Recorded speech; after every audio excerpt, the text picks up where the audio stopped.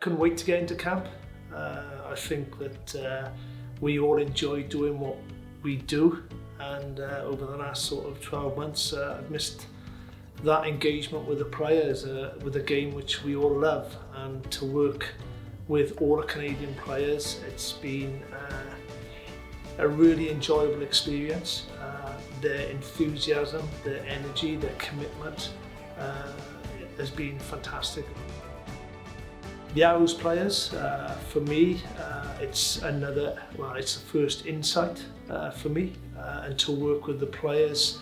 from the back's perspective, with Will, Ben, Giuseppe. I think that it's been a huge learning for me, because we all want, as coaches, to get to know our players, and I think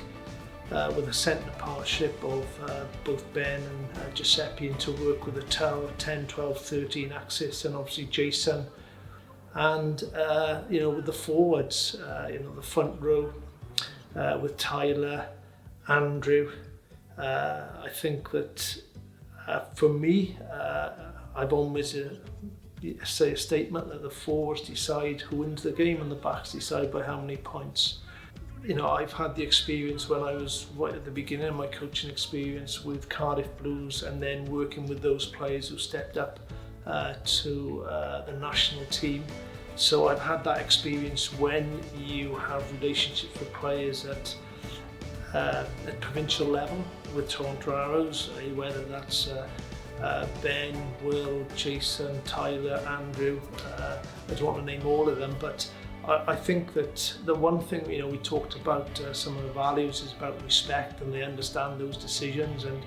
ultimately as coaches, we want to be able to give the players to be the opportunity to be the best that they can be, and I think the Arrows are going to be in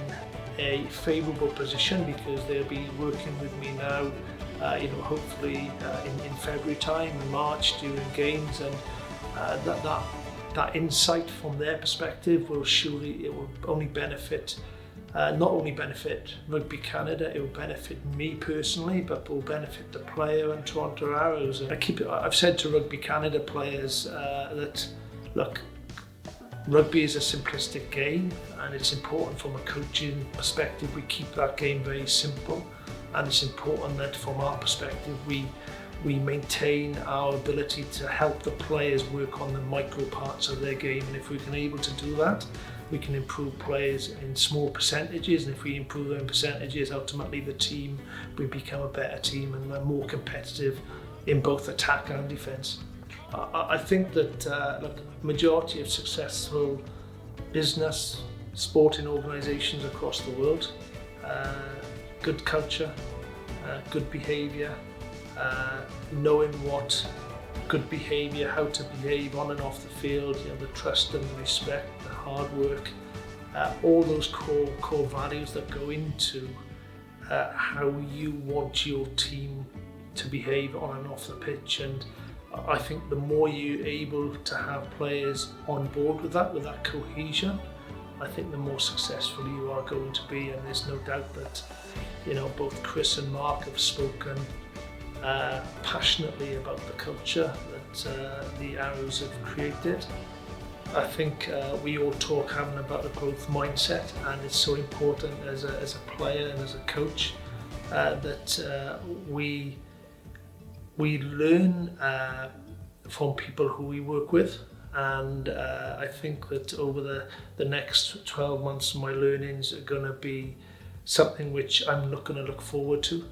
and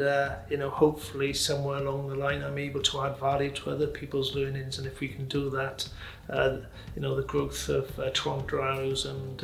Rugby Canada, hopefully